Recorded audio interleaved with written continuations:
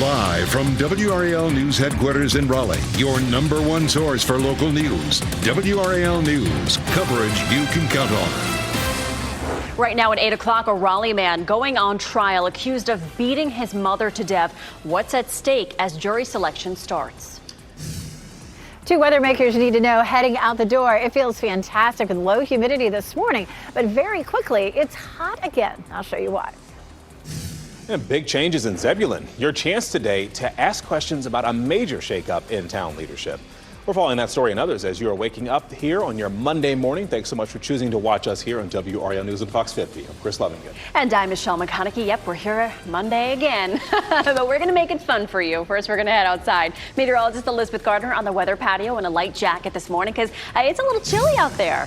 It is chilly out here. As a matter of fact, I thought it was going to feel colder than it is. We're starting to see some changes now here in the 8 o'clock hour. So 48 is now our dew point. And so that's a jump from where it was. That still keeps us at refreshing, but it was 39 last hour. So that's the beginning of some changes that we're going to see. Now, it is going to be a gorgeous day for today. You can see a live look at North Hills this morning, but our temperature is now 54, almost 10 degrees warmer than it was just an hour ago. And our humidity is creeping up a little bit too. So just some subtle changes here. Lots of 50s now. 55 in Fayetteville, 53 Southern Pines, 54 in Rocky Mount. So that was a quick jump in our temperature this hour. Expect low 70s at lunchtime and upper 70s this afternoon. It is going to be a phenomenal day, similar to yesterday. But the temperatures will continue to climb. I'll show you when we could tie a record high coming up. Ken? Elizabeth, we have a number of incidents dotting our live traffic map this morning, but there are two that I really want to bring your attention to, all on I-40 westbound between Lake Wheeler Road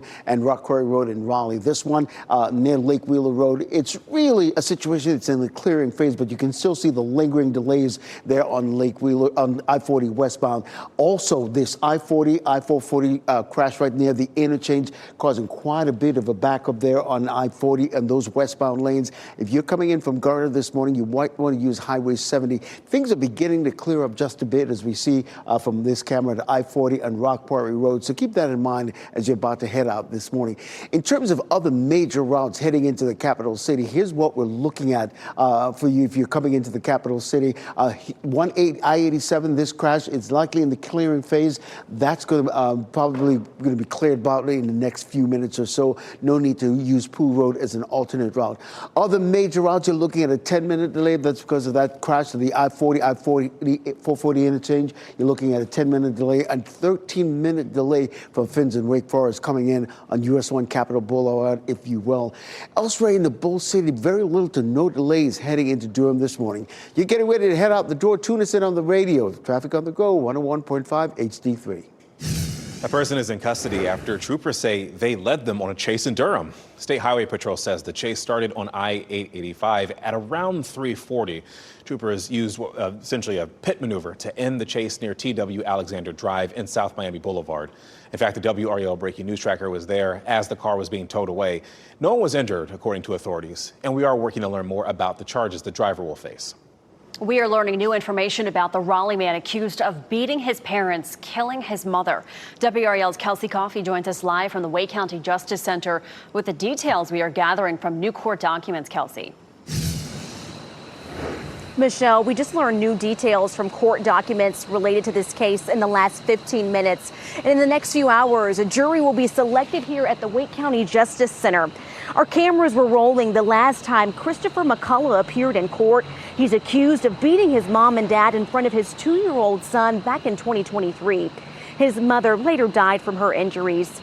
New court documents show McCullough filed a defense called voluntary intoxication.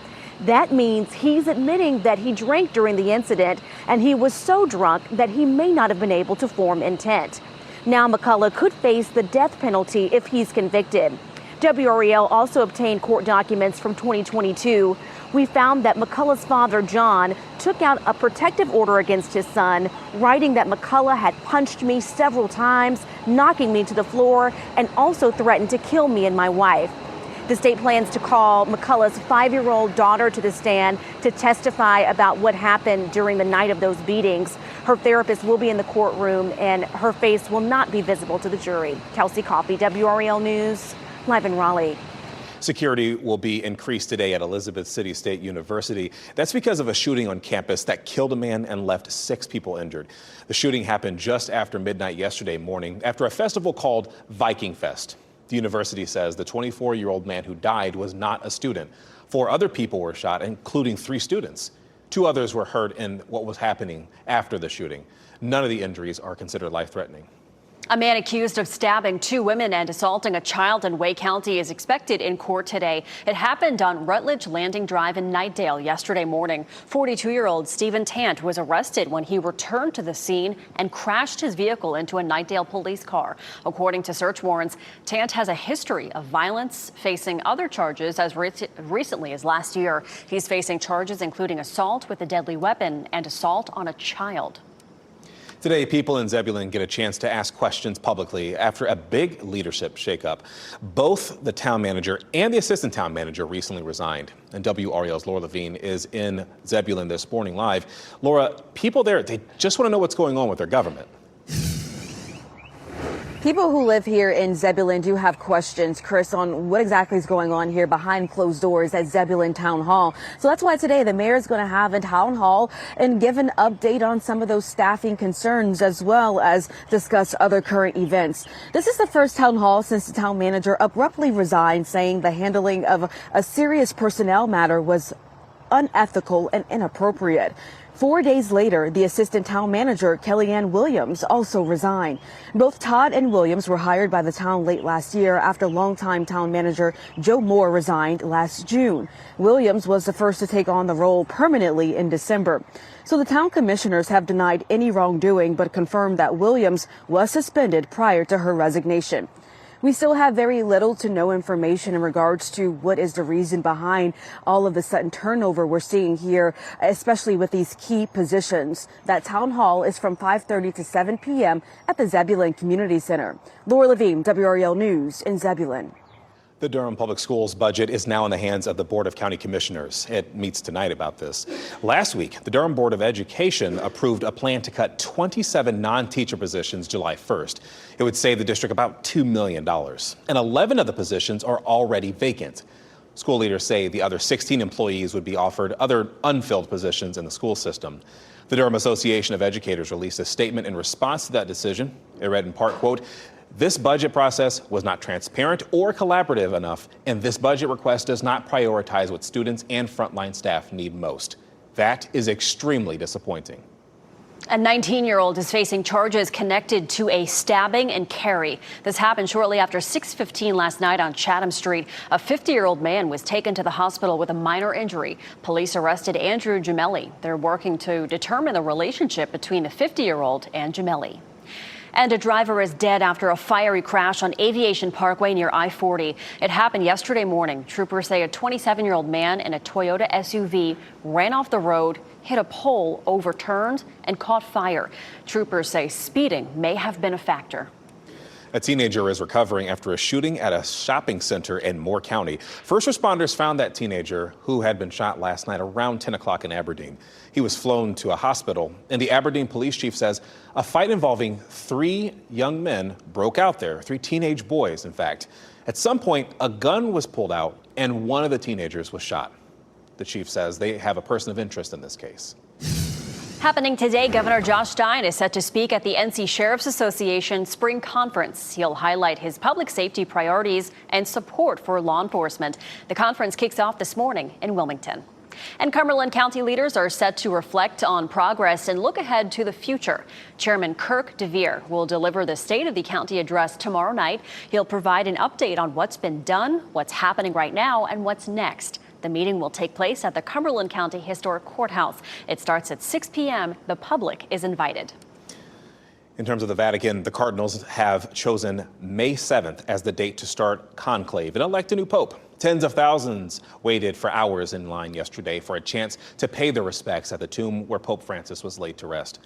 The date for the papal election was decided after Cardinals held the first daily congregation since Pope Francis's funeral.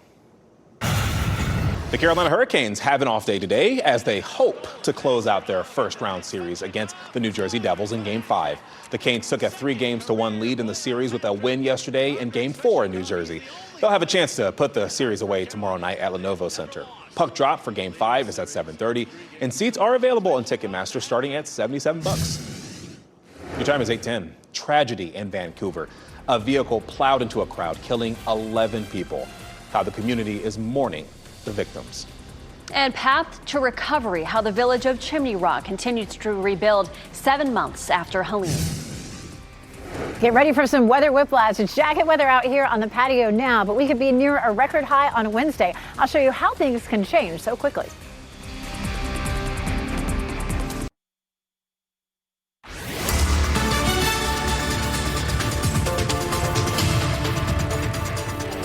Taking a look at our temperatures heading out the door, mid-50s now. We started in the mid-40s, widespread across our area. Wilson, Durham, Fayetteville, all bright and sunny. And of course, you can see the gorgeous sunshine in the gardens right behind me too. It's a lovely start. You know, I'm definitely planning my lunch hour outside. 71 degrees, just lovely at noon today. And exercise day today. Get out there and do it because, gosh, 2 days from now, we're going to see temperatures near record highs. So this morning, it will be in the 50s all the way up until around 10 o'clock. We're going to see a nice quick warm up, 71 at lunchtime. We'll see highs in the upper 70s this afternoon. Tomorrow we creep into the mid 80s and then we can hit 90 degrees by the time we get to Wednesday. Ask the meteorologist. Chris Michaels is going to talk about heat lightning. We are already getting, of course, into lightning season. And you've heard that term before. Is it real? Chris will talk about that in just a few minutes. Elizabeth, more trouble spots on I-40 westbound near the southern loop of the Beltline. This time we're down in the Garner area. This crash blocking 2 lanes on I-40 westbound right near there, the Highway 70 exit ramp. Boy, it's causing quite a bit of delay there on I-40 westbound. Actually, Highway 70 is your best bet in terms of coming into the capital city this morning. This crash on I-40 westbound near Lake Wheeler Road, likely in the clearing phase, as well as this one near the I-40, I-440 interchange. State lawmakers return to Raleigh this week with a lot on their agenda. Later today, the State House is expected to set up votes on 24 bills. One is part of a new compromise over plans to invest the state pension plan into cryptocurrencies, such as Bitcoin. Lawmakers also plan to debate bills on changing the rules for carrying concealed knives, as well as car seat requirements for newborns. Right now, if you have a young child, experts recommend that you have that child in a rear-facing car seat in the backseat of the car, but that hasn't been required under state law. This new proposal would make that required. And you can find our preview of today's legislative action online at WRAL.com. Loud music, underage drinking, and neighbors say no consequences. So they bring in the students by the busload and the alcohol. In a U-Haul. Yep. And we have pictures of it.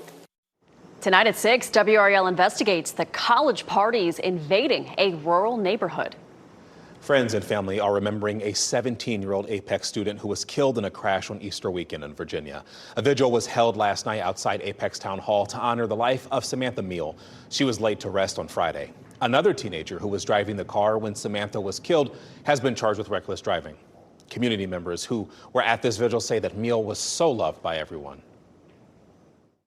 She brought hope, energy, love. She illuminated all those things and hope. And that's why they're here. I mean, she showed up for people in a unique way. So for them to come out and show that support back to her family is who we are as a community. The town also lit this water tower purple in Meal's honor. Vancouver's community is coming together to mourn the tragic events of the Lapu-Lapu Day Festival. 11 people are dead, dozens more injured after a vehicle drove into a crowd on Saturday. Many gathered at Kensington Community Center in Vancouver yesterday to mourn those who lost their lives and who were injured in the attack. They lit candles and placed flowers to honor the victims. Police have said they are confident it was not an act of terrorism. The suspect, a 30-year-old Vancouver resident with a history of mental illness, was known to police. He has been charged with 8 counts of second-degree murder. A severe weather threat is ramping up across the nation this week. A storm system expected to bring severe weather to the Midwest today dropped heavy rain in Oklahoma over the weekend. Parts of southwest Oklahoma got between 4 and 7 inches of rain, which caused flash flooding there. First responders used boats to help some people evacuate their homes. And Saturday storms, while scattered, put on a show. Check out this video from Will Jones in Smithfield. We'll show you that video here. Lightning within this storm cloud lit up the evening sky. Heat lightning, right? Not so much. Meteorologist Chris Michaels explains what this phenomenon really is in today's Ask the Meteorologist. Chris. Yeah, so Michelle, it's one of those things that we call it heat lightning. I always called it that as a kid, but it's really lightning from a storm that's miles away. But the thing is, with a lot of these storms this time of year and into the summer, they grow to be 30,000 to 50,000 feet tall. The curvature of the earth is what allows us to see storms that are miles away. So why is it that you can see the lightning, but you can't really hear the thunder? Light travels 875,000 times faster than the speed of sound. So if you do see lightning and then hear thunder, count the seconds in between the two, divide by 5, and that tells you just how far the storm is from you. Lightning can strike 10 to 12 miles away. So there are some times where you may be golfing or you're at the pool and you're thinking, I'll be just fine on my own away from the storm. Not so much, because it really can strike quite a ways away. We're getting into that time of year where we start to see this more frequently. North Carolina ranks number 2 in the country, unfortunately, in lightning casualties. So, of course, if you hear thunder, you get inside and you wait about 20 to 30 minutes before it's safe to get back out. All right, very informative. Thank you, Chris. Helene left Chimney Rock in ruins. I mean, look at your screen here. In 7 months since the storm hit, the community is not only picking up the pieces and rebuilding, but they are also showing what resilience truly looks like. Sherry Cummings has lived in Chimney Rock for nearly 30 years, operating her business there. She lost her home and livelihood in the storm, but what she did not lose was hope. I never faltered. You have to go on. That's my personality. I'm going to do it. We're going to get back. You're alive.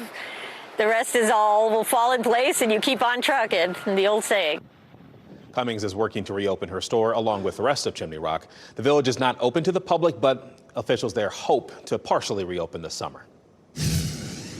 Calling a truce, at least temporarily. Jeff Hogan at the WRAL Life Center right now. Russian President Vladimir Putin has ordered a 3-day ceasefire in Ukraine. There's information just coming in on this. It's from May 8th to 11th is when it's planned to coincide with World War II commemorations as Russia celebrates its victory day over Germany. Kremlin also is calling on Kyiv to do the same. Putin has previously refused to accept a 30-day ceasefire that was agreed to by Ukraine.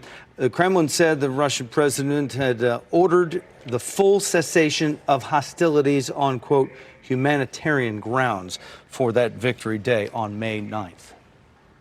Significant update. Thank you, Jeff. Let's go ahead and step outside to the WRAL weather patio. That is where we find Elizabeth getting us started on your Monday, but also the weather maker that's headed our way.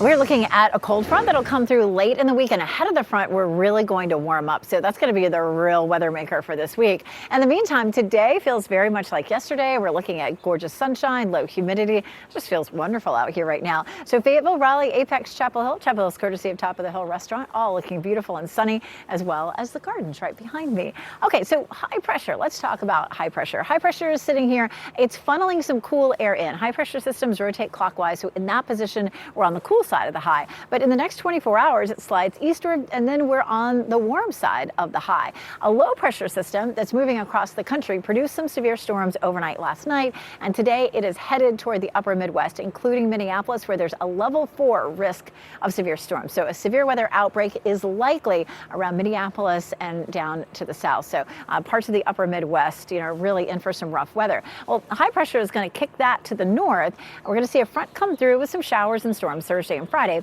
But then for the weekend, another high builds in, and that brings us drier, cooler temperatures again. Watch how this high really blocks that storm to the north. You can see it, that low, that L over Minneapolis, and that just goes right up and over the high pressure system, and that keeps the severe weather out of our area. At least that's the thought for now. 40% chance of rain Thursday, 50% chance on Friday when the cold front does come through, and the amount of rain that we're likely to see looks like a quarter of an inch maybe to a half an inch, just depending on how those thunderstorms end up, depending on where they are. So looking at 90 degrees for tomorrow. I mean, it's a huge, quick warm up. I'll show you how close that 90 is to record highs. Ken?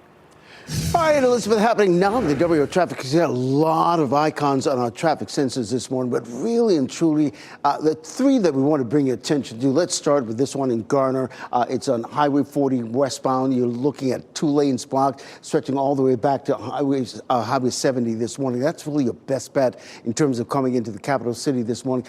These couple of crashes, they're likely in the clearing phase, but we're still seeing some lingering delays on I-40 westbound near Lake Wheeler Road. That delay going all the way back to Hammond Road. And this crash near the I-40, I-440 interchange was causing a huge delay, but likely in that clearing phase, because here's what we're seeing. I-40 and Rock Quarry Road, you're looking at traffic flowing nicely in all directions. This is another crash that's probably in the clearing phase on I-87 in the southbound lane near New Hope Road. That was causing some delays, but not anymore. In terms of other major routes coming into the capital city, here's what we're looking at.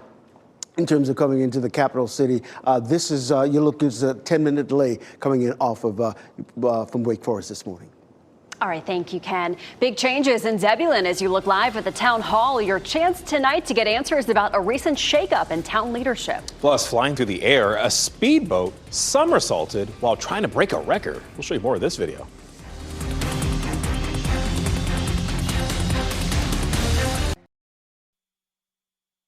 As you get into your car, tune to WRAL News Plus on your radio. In Raleigh on 99.3 FM. In Durham, 96.5 FM. And everywhere on 101.5 HD3. Good morning. Happy Monday. Time now is 8:26. I'm Michelle McConaughey. Starting off a little chilly this morning, but sunny. Meteorologist Elizabeth Gardner on the WRAL weather patio. It's beautiful out here right now. We'll take a live look at Apex right now, and you can see gorgeous sunshine. It feels comfortable. It was a chilly start this morning, upper 30s to mid 40s. And look at this big jump in our temperature, 54 now in Durham and 53 in Holly Springs, 51 Garner, 50 in Cary. So it's feeling comfortable. Still probably jacket weather right now, but really good exercise weather. We'll see our temperatures climbing into the low 70s by lunchtime and a high this afternoon of 78 with sunshine and low humidity. Happening now in the WRAL traffic city. Yeah, we see a lot of traffic icons dotting our live map this morning, but really the three that we want to bring your attention to is this one, blocking a couple of lanes on I-40 westbound near the Highway 70 exit ramp, or entrance ramp, I should say. Not causing too much of a delay, but it's probably in the clearing phase. But just give yourself some extra time if that's the case. We also have a situation brewing on the I-40 westbound near Lake Wheeler Road between Rock Quarry Road as well. Likely also in the clearing phase because this was seeing a lot of slowdowns. I'll have an update on your morning commute at the bottom of the hour over on Fox 50. Thanks, Ken. Today, Zebulon's mayor will give an update about recent changes in the town's leadership. Town manager Gilbert Todd and assistant town manager Kellyanne Williams both recently resigned. A town hall is happening from 5:30 to 7 p.m. at the Zebulon Community Center. And a 19-year-old is facing charges connected to a stabbing on Chatham Street in Cary. A 50-year-old man was taken to a hospital with a minor injury. We'll be right back with more weather, news, and traffic over on Fox 50.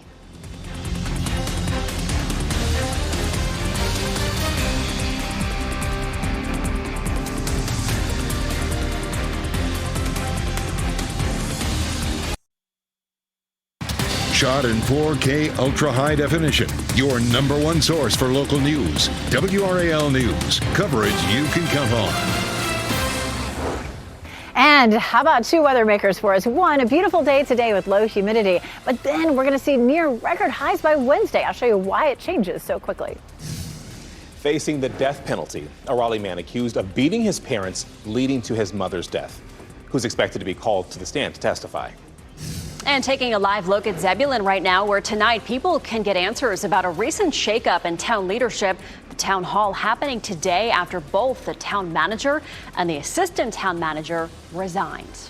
We have that story and a lot more to get your Monday morning started here on Fox 50. Thanks for staying with us. I'm Michelle McConaughey. I'm Chris Lovingett. Stand up, do your stretches, folks. It's Stretch Monday. out, it's Monday. Got to start off nice and limber. Let's go ahead and take a step outside to meteorologist Elizabeth Gardner. She is tracking the beginning of your week. What's the next She's stretching too. Oh, she's stretching. Look at her. Oh, what? Wait, what? Just kidding, y'all. Yeah, so pretty out here. I mean, today's a great day to get out and exercise. Just like yesterday, our humidity is nice and low. Temperatures are wonderful. Look at this. Our dew point is at 48. That's a measure of moisture in the atmosphere. It's sitting at refreshing. Do not delay, because tomorrow it moves up one, and then by the time we get to say Wednesday and Thursday, it's up to tolerable, which isn't terrible, but we're going to see a high of 90 degrees on Wednesday. It's beautiful in the gardens right now. The azaleas are past peak, but there's still some in bloom and lots of things in bloom. It's still a wonderful place to come visit. Of course, we have the brand new section you need to come check out with a gorgeous bridge. Right now it is 54 degrees and our winds are light. It's 48 in Roxborough, 55 in Fayetteville, 54 degrees in Rocky Mount. Hour by hour, we climb to upper 70s for a high this afternoon, and then it gets a little more tricky later in the week. I'll show you when we could see some storms coming up. Ken? Happening now in the WRAL traffic center. Yeah, we see a lot of traffic icons on our map this morning, but really and truly none that's affecting any of the major routes. I'll tell you why. This one, I-40 westbound near the Highway 70 interchange, you're looking at a little bit of a slowdown, likely in the clearing phase. What has cleared are those two crashes on I-40 westbound this morning. There was one on Lake Wheeler Road, also one near the I-40, 440 interchange, completely cleared, but we're still seeing some lingering delays in the air because courtesy of a live cam network, this is I-40 and Rock Quarry Road, so you can see traffic flowing nicely in both directions this morning. In terms of other major routes coming into the capital city, the real troubled spot, Nightdale, our friends in Wake Forest, are looking at an 11-minute delay coming in this morning. Over in the Bull City, very little to no delays on any of the major routes. I do want to isolate I-885 this morning. If you're going into Durham this morning, you're looking at a 5-minute delay. If you're using I-885 to get to I-40, you're just looking at a 3-minute delay. You're getting ready to head into the car. Tune us in on the radio, 101.5 HD3.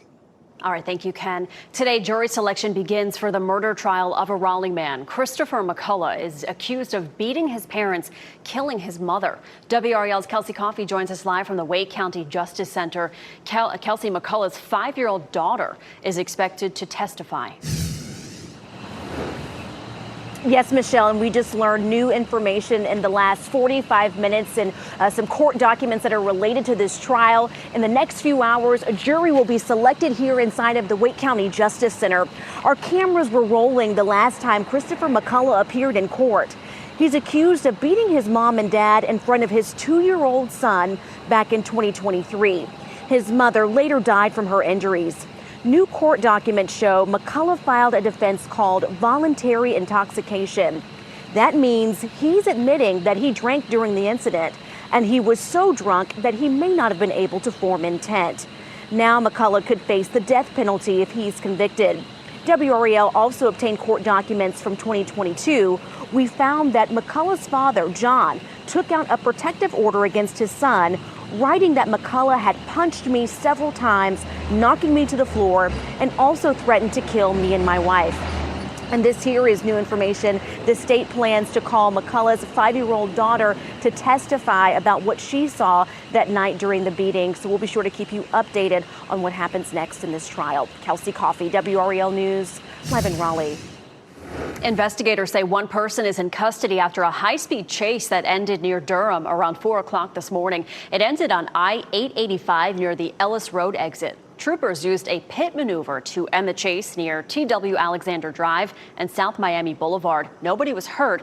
We are working to find out if the driver will be charged. Today, people in Zebulon will get a chance to publicly address a major leadership shakeup in that town. Both the town manager and the assistant town manager resigned not long ago. As WRAL's Laura Levine explains, many people who live in Zebulon are wondering what's next. People who live here in Zebulon are concerned and confused. They want to know exactly what's going on behind these closed doors at Zebulon Town Hall. And that's why today the mayor is expected to address some of those staffing concerns with an update, as well as discuss some current events. So this is the first town hall since the town manager abruptly resigned, saying the handling of a serious personnel matter was unethical and inappropriate. 4 days later, the assistant town manager, Kellyanne Williams, also resigned. Both Todd and Williams were hired by the town late last year after longtime town manager Joe Moore resigned last June.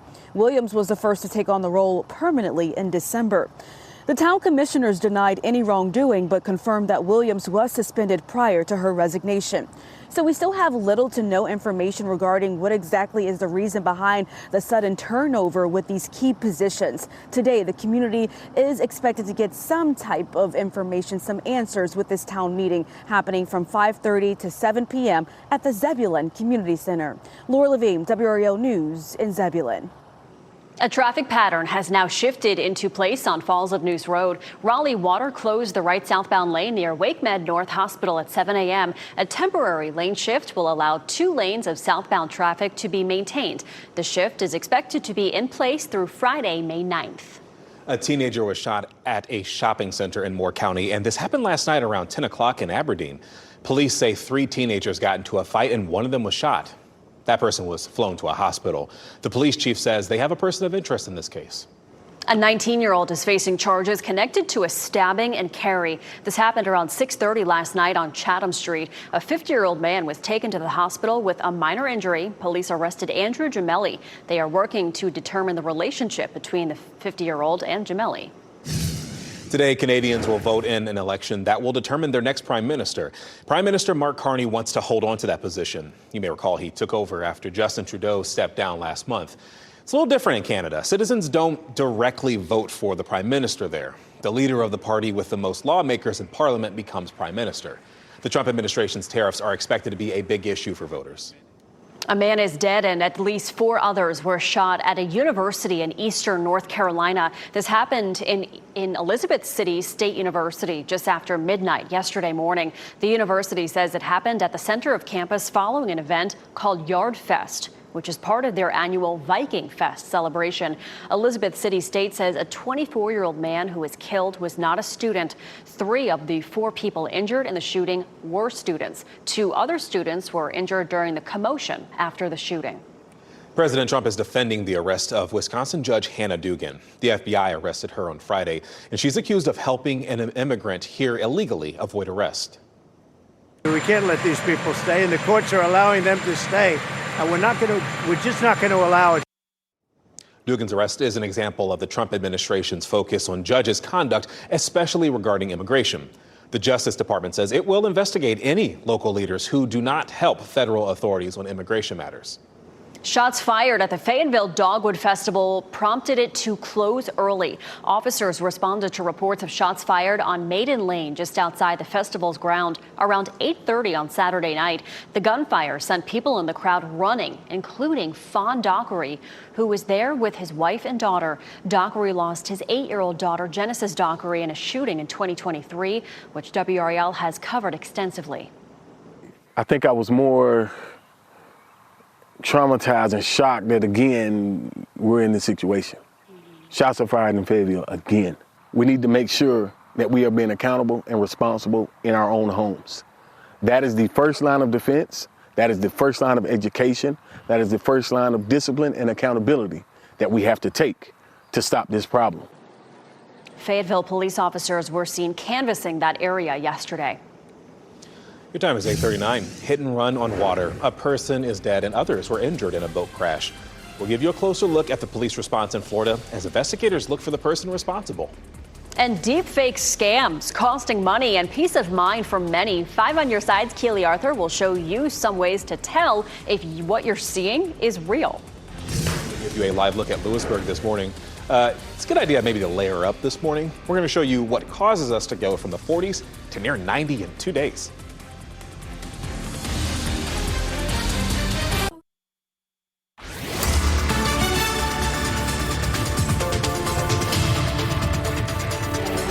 And And temperatures are in the mid-50s now, starting to feel very comfortable out here on the patio in the WRAL Weather Gardens.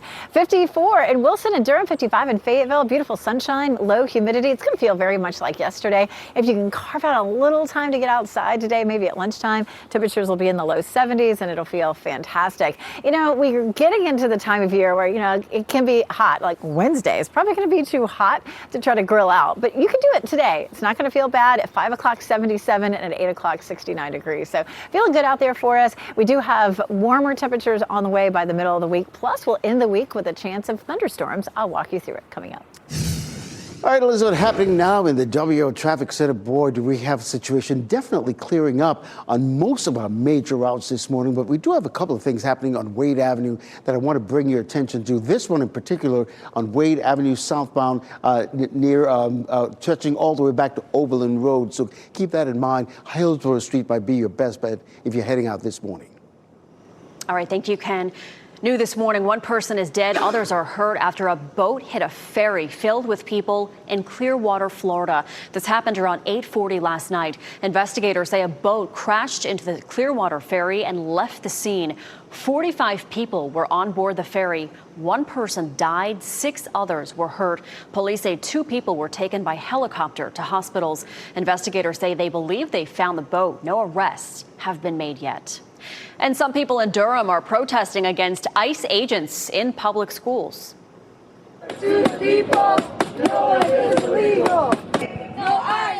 About 30 people gathered at CCB Plaza yesterday for the demonstration. Organizers say they are calling on Durham public schools not to collaborate with U.S. Immigration and Customs Enforcement. They also demanded Durham schools to create better mental health services for undocumented children and their families. Many people have lost money and peace of mind thanks to deepfake scams. And these happen when people prey on your love for family and others and then exploit that to trick you using technology. 5 on your side's Keely Arthur explains what else you should know about these scams. Scammers are now using powerful AI voice cloning apps to steal voices or mimic someone you trust and use them to pull off convincing scams, some of which have happened right here in our viewing area. A Pittsburgh resident lost thousands after a scammer posing as her grandson called, claiming he was in jail. He said, I was in a traffic accident and I'm in jail, and can you help me get bailed out? Of course, her grandson was far from jail, safe in an entirely different state.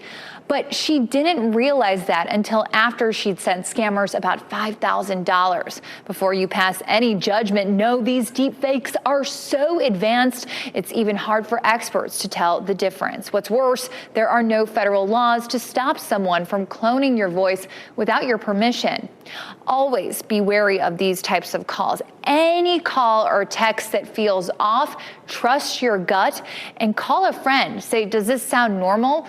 Being able to discuss that will likely lead you to the answer. No, it's not, and just hang up. Keely Arthur, 5 on your side. A scary crash at an Arizona boating competition caught on camera. Take a look at this. A power boat that was trying to set a speed record on Lake Havasu was going about 210 miles an hour when it went airborne.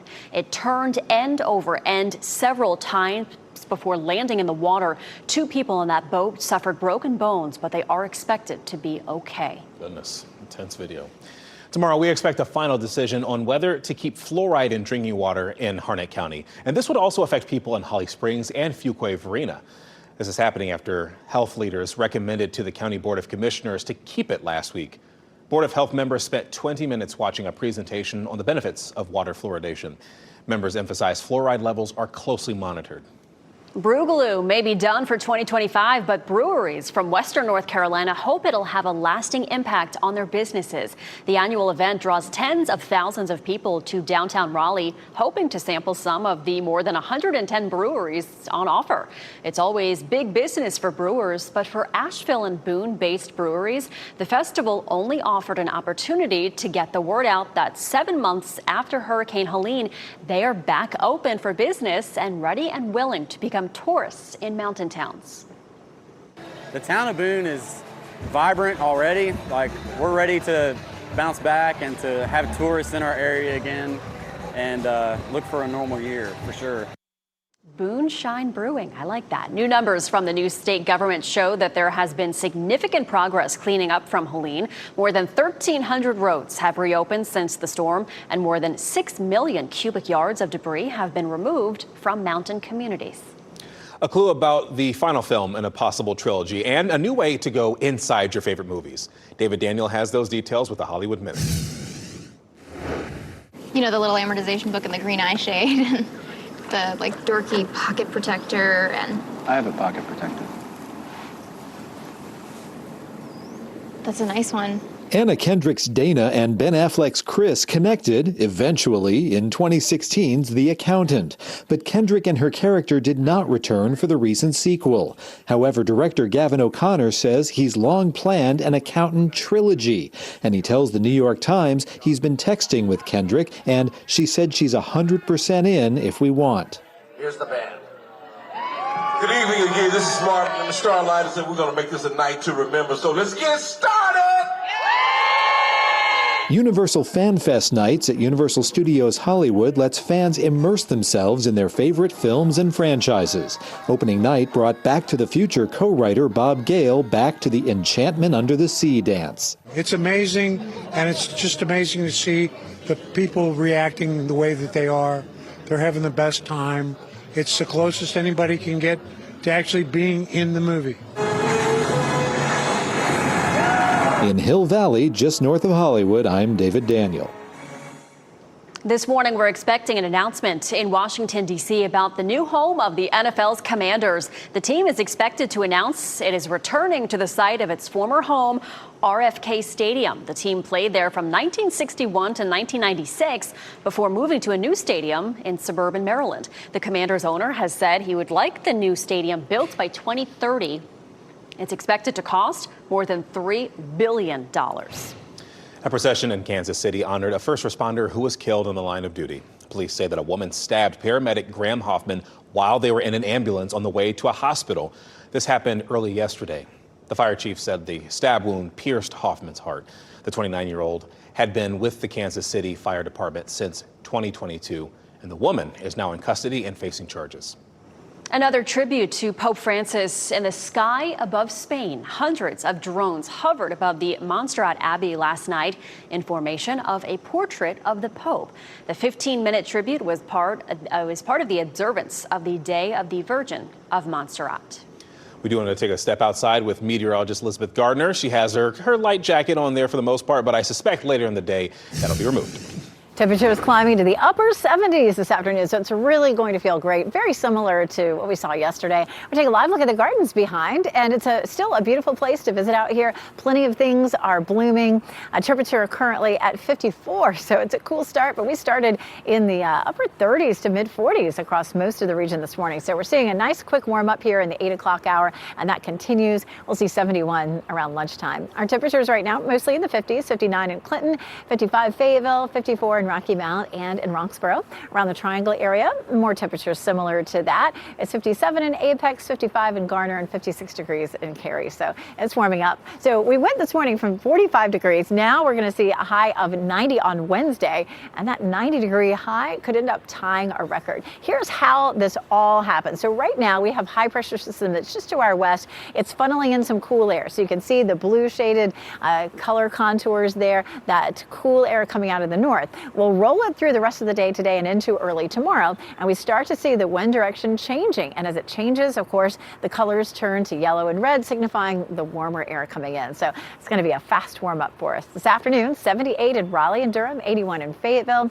and our muggy meter is feeling great right now. It's right down at refreshing. Tomorrow it goes to comfy and then to tolerable on Wednesday and Thursday. As our next front approaches, a little bit more moisture in the atmosphere, and by Thursday and Friday, we'll also have a chance of some showers and thunderstorms. High pressure, once it slides east of us tomorrow, really helps to warm things up. You see those orange shaded areas. We're going to be in the mid 80s tomorrow, then 90 on Thursday and 89 on Friday. So those warm temperatures settle in for about 3 or 4 days. 76 is our normal high. Again, that 90-degree day on Wednesday is going to tie a record in Raleigh, and it will also tie it in Fayetteville at 92. Checking the 7-day forecast, we do have a chance of storms, 40% on Thursday, 50% chance on Friday.